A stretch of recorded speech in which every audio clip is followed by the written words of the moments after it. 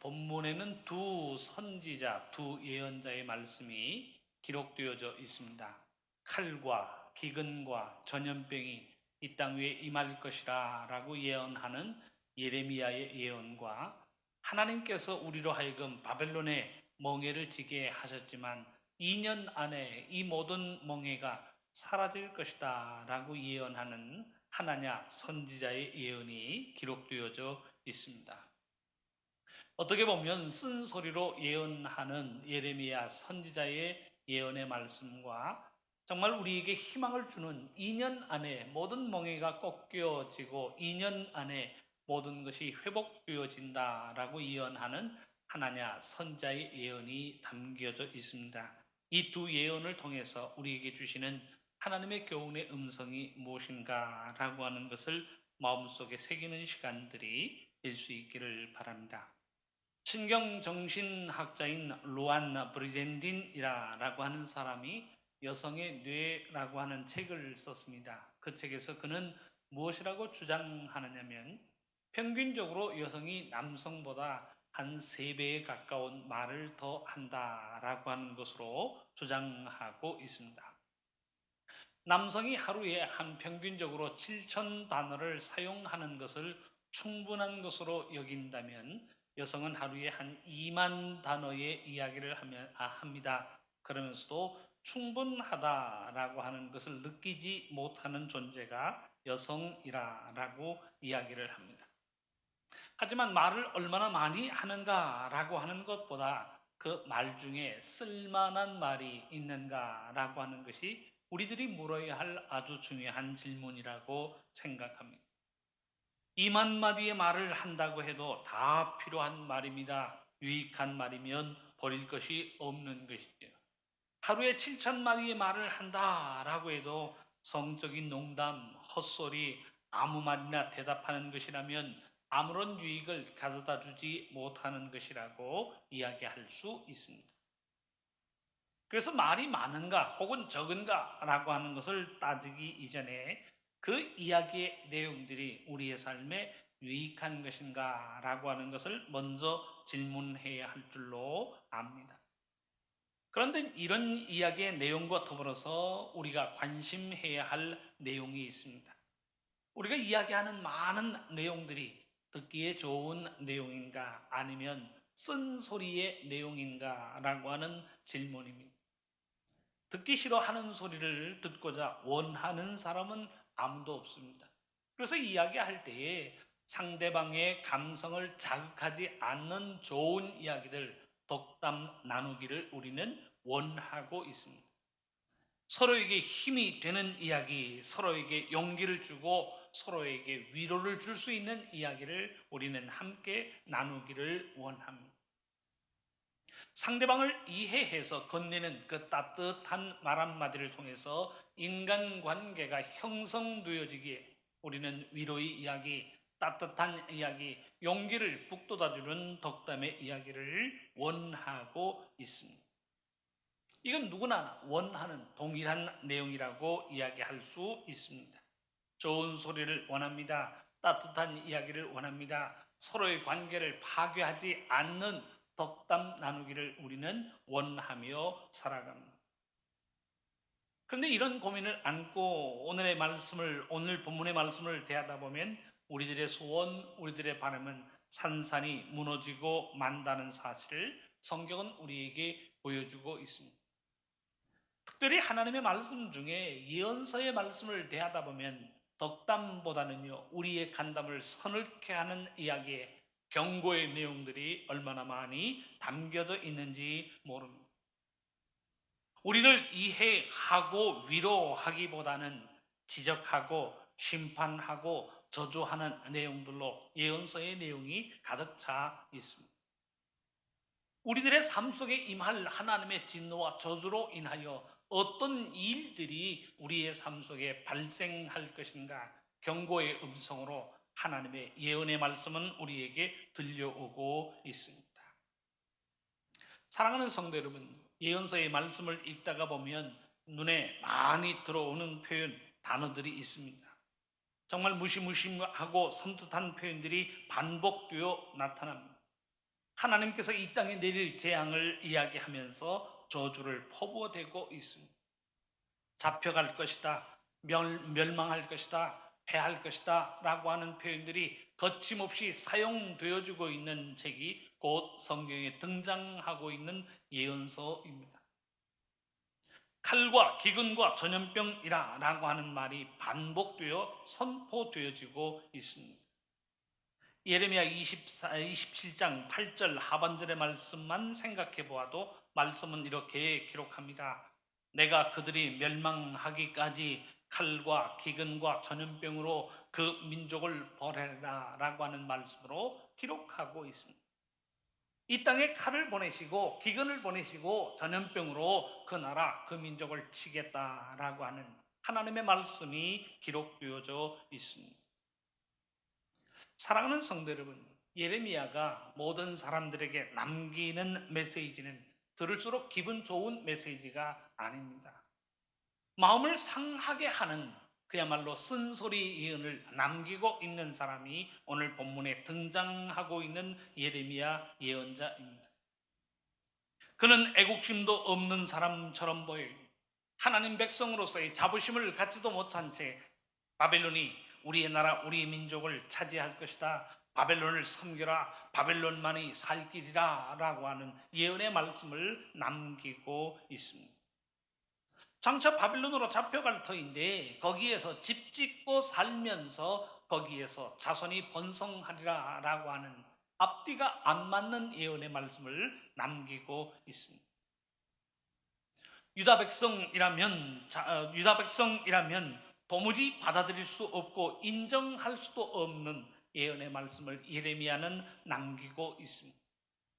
쓴소리를 하고 듣기 싫은 예언의 말씀을 남기니 사람들은 예레미야를 싫어합니다. 예레미야를 핍박합니다. 예레미야를 배척하면서 저 사람 이상한 사람이야 라고 하면서 그를 미워하고 있는 이야기가 본문의 배경이 되고 있습니다.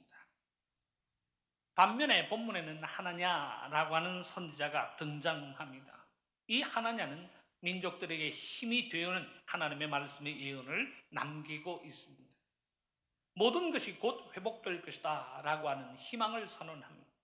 그것도 오랜 기간이 아니라 2년의 시간 안에 모든 것을 회복하사 하나님께서 우리의 삶에서 바벨론의 멍에를 꺾어버리실 것이라 라고 예언의 말씀을 남기고 있습니다. 모든 것이 회복될 것이고 하나님의 은혜로 모든 것을 회복하사 바벨론을 이길 것이라 라고 하는 예언의 말씀을 남기고 있습니다. 사람들이 어떤 예언의 말씀을 더 좋아할까요? 용기를 주고 격려를 주고 힘이 되는 하나님의 선지자의 이야기를 더 좋아합니다. 사람들이 그를 따라갑니다.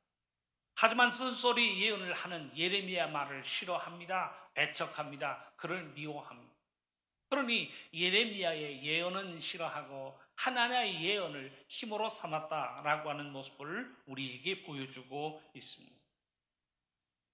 우리가 하나님께서 주시는 믿음 안에서 어떤 하나님의 말씀을 받아야 하고 하나님의 말씀을 어떻게 분별해야 하는가 고민하지 않을 수 없는 내용이 오늘 본문을 통하여 우리에게 주어지고 있습니다. 먼저 본문의 배경을 한번 생각해 보시기를 원합니다. 오늘 본문의 배경이 되고 있는 시기는 예루살렘의 멸망을 앞두고 있는 시드기야 왕의 시대라고 하는 사실을 말씀은 이야기하고 있습니다. 남북으로 갈라진 이후에 남유다 왕국의 마지막 왕이 시드기야 왕인데 그 시드기야 왕 때에 일어나고 있는 일이라는 사실을 본문은 기록하고 있습니다. 시드기야 왕이 바벨론을 배반하자 바벨론의 왕 느부갓네살이 군대를 앞세워 예루살렘에 쳐들어온 상황을 전제하고 있습니다. 성경의 기록에 의하면 시드기야 왕은 여호와 하나님을 섬기는 왕이 아니었습니다. 여호와를 경외하지 않았고 여호와의 말씀에 순종하지 않았다라고 하는 사실을 성경은 기록하고 있습니다. 역대기 하 36장 11절에서 12절까지의 말씀을 보면 시드기야가 어떤 왕이었는가라고 하는 사실을 기록하고 있습니다. 시드기야가 왕 위에 오를 때에 나이가 21세라 예루살렘에서 11년 동안 다스리며 그의 하나님 여호와 보시기에 악을 행하고 선지자 예레미야가 하나님의 말씀으로 일러도 그 앞에서 겸손하지 아니하였으며 라고 말씀은 기록하고 있습니다. 그는 하나님을 사랑하지는 않았지만 적어도 유대의 민족으로서의 자부심을 가지고 있었던 왕이었습니다. 세상 어떤 나라도 하나님의 나라인 우리나라를 침범할 수 없고 하나님께서 함께 하시는 이 나라와 이 민족이 번성할 것이다 라고 하는 민족주의적인 성격이 강했던 왕이 오늘 본문에 등장하고 있는 시드기야 왕입니다. 당시 바벨론이 이 가나안 땅에 와서 어떤 일을 행하였습니까? 심심하면 올라와서 가나안 땅 유대의 왕을 마음대로 폐위시키고 자기 입맛에 맞는 사람을 골라서 왕을 세우고 있는 일을 반복하고 있습니다. 예루살렘에 올라와 유다 왕 여호야김 왕을 잡아다가 바벨론으로 끌고 가 버립니다. 그리고는 또다시 올라와서 여호야긴 왕도 잡아다가 바벨론으로 끌고 가고 있습니다. 자기 마음대로 왕을 폐위시키고 자기 마음대로 왕을 세웠는데 그 마지막 세운 왕이 오늘 본문에 등장하고 있는 시드기야입니다. 바벨론의 정책에 의해서 시드기야가 왕이 되었지만 함부로 올라와서 마음대로 왕위를 폐위시키고 자신들의 입맛에 골라서 왕을 세우는 바벨론의 정책에 대하여 시드기야는 많은 반감을 가지고 있었던 것이 사실입니다. 그러니 유대의 왕으로서 바벨론을 미워하고 바벨론의 그 영향력으로부터 탈피하려는 생각을 갖는 것이 정당한 것이 아니겠는가라고 하는 질문을 던져봅니다. 지금 우리들의 상황 속에서 한번 생각해 보시기를 바랍니다. 그야말로 우리나라는 중국과 미국 사이에서 줄다리기를 하지 않을 수 없는 그런 상황을 직면하고 있습니다. 미국의 입장이 반영되면 중국이 반대를 하고 중국의 입장이 반영되면 미국이 목소리를 높입니다. 중국은 중국대로 압력을 넣고 미국은 미국대로 이 한반도에 영향력을 행사하고 있는 지금의 시간입니다. 그야말로 자칫하면 한반도에서 전쟁이 일어날 수 있는 위기로 내몰리고 있는 상황이 우리가 지금 직면하고 있는 상황입니다.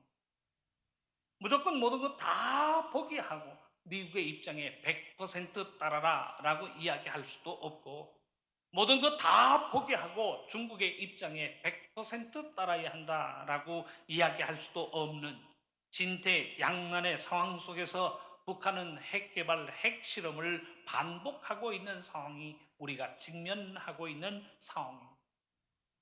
그런데 이런 상황에서 예레미야는 바벨론을 섬겨라 라고 선포하고 있습니다. 바벨론에 복종하여 바벨론을 섬기면 살겠지만 바벨론을 거역하면 우리는 망할 수밖에 없다라고 하는 예언의 말씀을 그는 남기고 있습니다.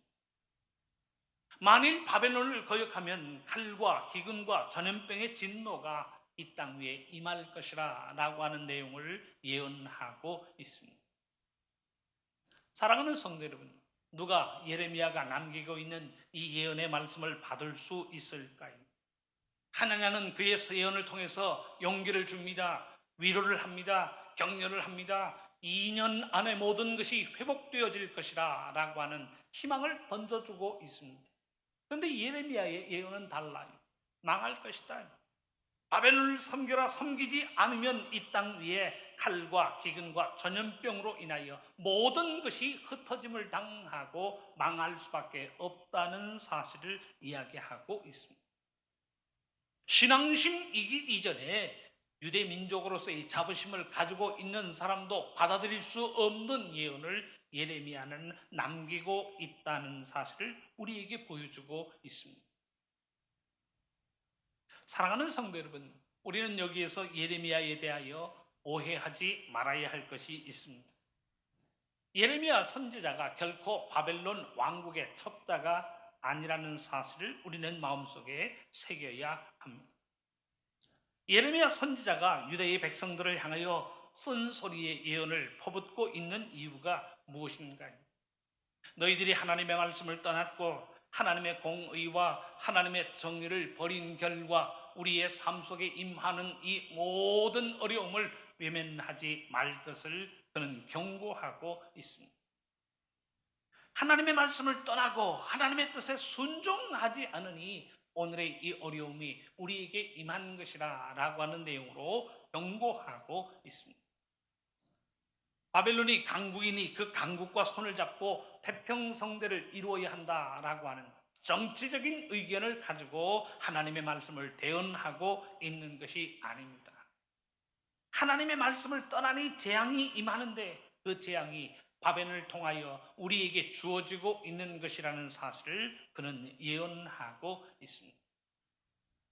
하나님의 말씀을 떠나고 믿음을 떠나니 피할 수 없는 것이 우리의 삶 속에 다가오는데 곧 그것이 칼과 기근과 전염병이라는 사실을 예레미야 선지자는 선포하고 있습니다. 오늘 본문 7절과 8절의 말씀입니다. 그는 이렇게 고백을 합니다. 그러나 너는 내가 네 귀와 모든 백성의 귀에 이르는 이 말을 잘 들으라. 나 이전에 선자들이 예로부터 많은 땅들과 큰 나라들에 대하여 전쟁과 재앙과 전염병을 예언하였느니라. 그는 말씀으로 선포하고 있습니다. 예레미야 선지자의 예언은 다음과 같습니다. 전쟁이 이 땅에 임할 것이다. 전염병이 이 땅 위에 임할 것이다. 기근과 어려움이 이 땅 위에 임할 것이다 라고 하는 그 분명한 예언의 말씀을 남기고 있습니다. 이 예언의 말씀을 누가 듣기 좋아할까요? 우리의 삶 속에 어려움이 생기고 우리의 삶 속에 고통이 생기고 우리의 삶 속에 문제가 찾아온다라고 하는 것을 듣기 좋아할 사람이 어디 있겠습니까? 그러니 그 쓴소리의 예언을 하는 예레미야를 미워합니다. 예레미야를 박해하면서 입을 다물라라고 경고하고 있습니다. 그럼에도 불구하고 예레미야는 쓴소리의 예언을 거듭하고 있습니다. 그러나 하나냐의 예언은 다릅니다. 9절에 기록된 것처럼 그는 평화를 예언하는 선지자였습니다. 2절의 말씀을 보면 바벨론의 멍에를 꺾었느니라. 3절에 보면 2년 안에 이곳으로 되돌려 오리라. 4절에 보면 모든 포로를 돌아오게 하리니 라고 하는 말씀으로 사람들에게 희망을 주고 있습니다.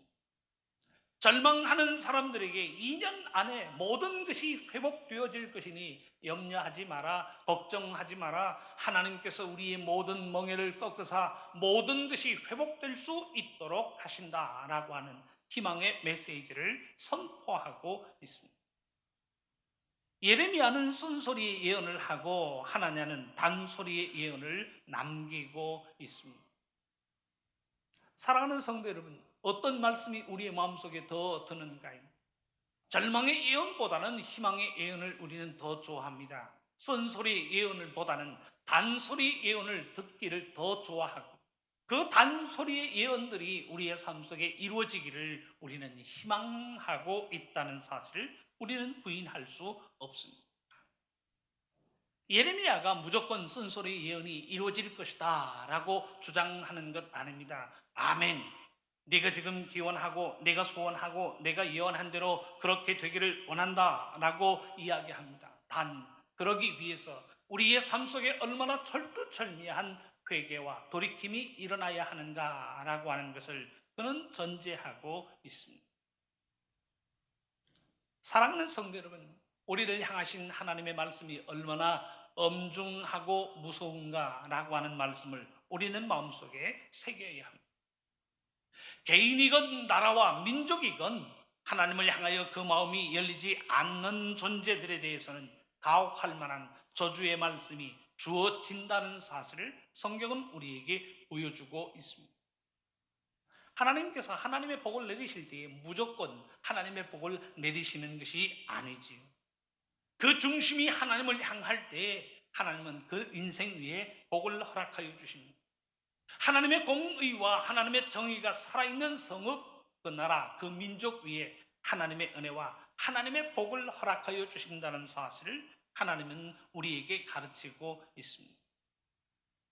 하나님의 충성된 종으로 인정된 인생, 그 인생 위에 하나님은 복을 명하여 허락하고 계십니다.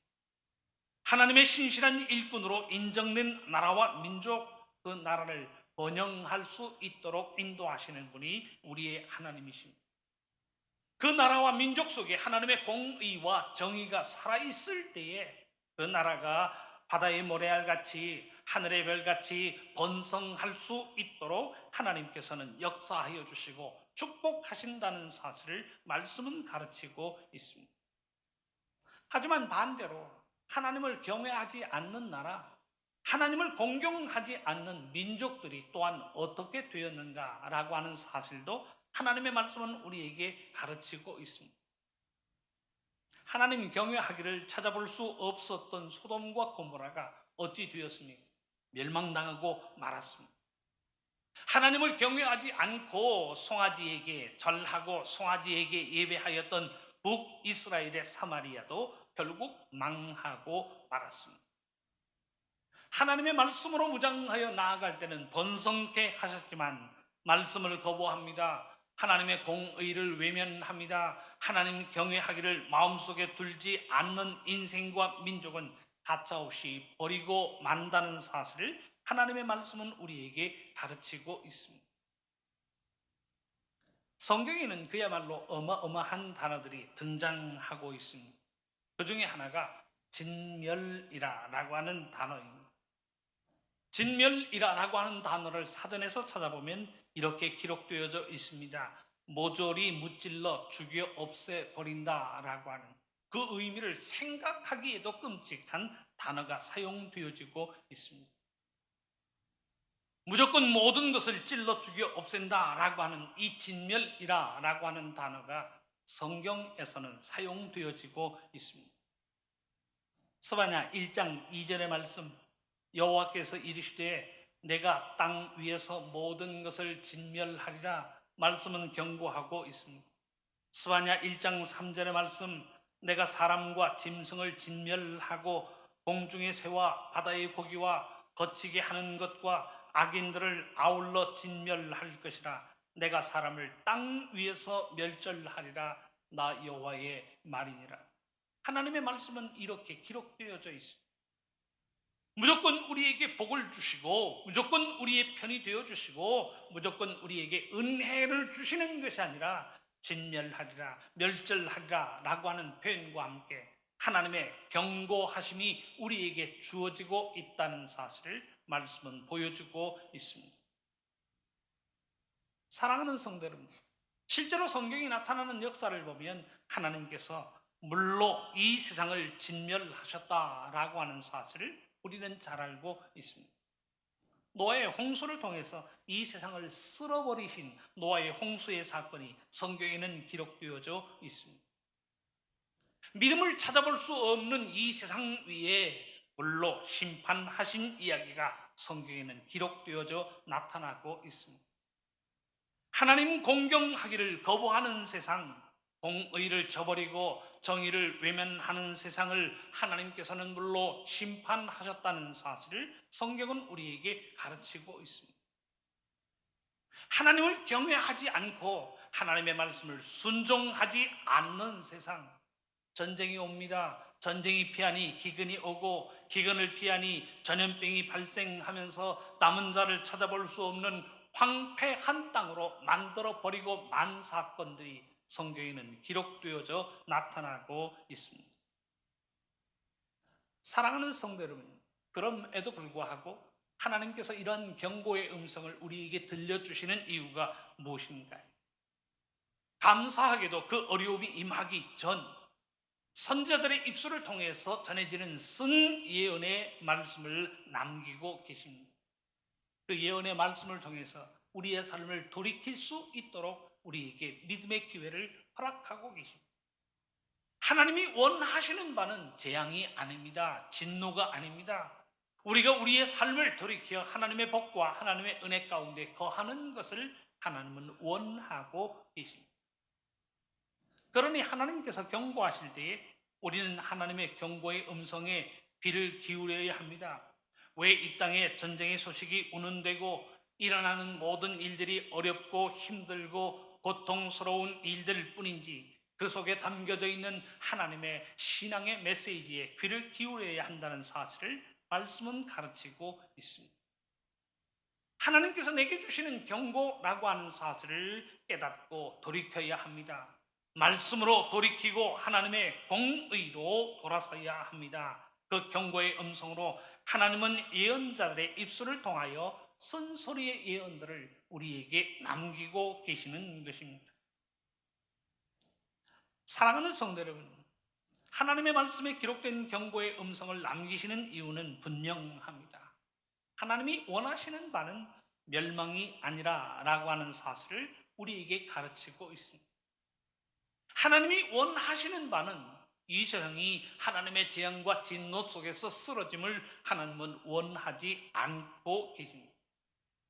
하나님의 원하시는 바는 우리가 돌이켜 하나님을 향하고 그 믿음과 순종을 통하여 하나님의 구원에 동참할 수 있도록 하나님은 우리를 부르고 계십니다. 그 분명한 하나님의 마음, 하나님의 심정이 우리 예레미야 29장 11절에 기록되어 나타나고 있습니다. 말씀은 이렇게 기록합니다. 여호와의 말씀이니라. 너희를 향한 나의 생각을 내가 아나니 평안이요 재앙이 아니니라. 너희에게 미래와 희망을 주는 것이니라 라고 하나님의 말씀은 기록하고 있습니다. 오늘의 본문에서도 예레미야는 하나냐의 예언에 대하여 아멘으로 응답하고 있습니다. 6절의 내용이죠. 아멘. 여호와는 이같이 하옵소서. 하나님이 원하시는 바는 평안이요 우리의 구원을 이루시기를 원하는 하나님이시니 하나냐가 예언한 대로 모든 것이 회복되어지고 모든 어려움과 고통이 우리의 삶 속에 이루어지지 않기를 원한다. 그는 그 간절한 마음을 가지고 하나냐의 예언에 아멘으로 응답하고 있습니다. 하나냐가 예언한 것처럼 바벨론의 멍에가 꺾이고 2년 만에 모든 포로들이 돌아오고 나라와 민족이 회복되어지기를 자신도 원한다라고 하는 마음으로 아멘으로 응답하고 있습니다. 이 하나님의 예언과 말씀이 이루어지기 위해서 우리에게 전제되어져야 할 내용이 있습니다. 회개함을 통하여 악을 청산하는 것이 회개함을 통하여 하나님의 공의와 하나님의 정의를 회복하는 일입니다. 회개를 통하여 하나님의 의를 우리의 삶 속에 회복할 때에 모든 진노와 어려움이 우리의 삶에서 물러간다는 사실을 하나님의 말씀은 우리에게 가르치고 있습니다. 하지만 그 회개의 돌이킴이 없다면 재앙의 카운트다운은 이미 시작되고 있다는 사실을 우리에게 경고하고 있습니다. 사랑하는 성도 여러분, 우리들의 사는 이 시대도 믿음으로 분별하는 시대가 될 수 있기를 바랍니다. 나라와 민족이 어려운 시간을 맞이하고 있는 이유가 무엇인가요? 이제 일어나면 핵전쟁까지도 운운되는 지금의 시간들, 이 시간 속에서 하나님이 무엇을 원하고 무엇을 기대하고 계실까? 믿음의 질문을 우리 스스로에게 던져보시기를 바랍니다. 한 개인도 하나님의 주권 아래에 있지만 나라와 민족의 미래도 마찬가지입니다. 하나님의 주권 아래에 있다라고 하는 사실을 우리는 인정하게 됩니다. 하나님의 말씀에 순종하는 나라를 하나님은 지키십니다. 기도와 간구함의 음성이 끊이지 않는 민족을 하나님은 높이 드사 하나님의 복으로 채워주십니다. 믿음으로 우뚝 서서 하나님의 공의와 정의를 이루는 나라와 민족을 하나님께서 세우시고 지키시고 번성케 하실 줄로 믿습니다. 이 믿음을 가지고 이 나라, 이 민족을 은혜 안에서 세울 수 있는 우리 모두의 삶이 될 수 있기를 주님의 이름으로 축원합니다.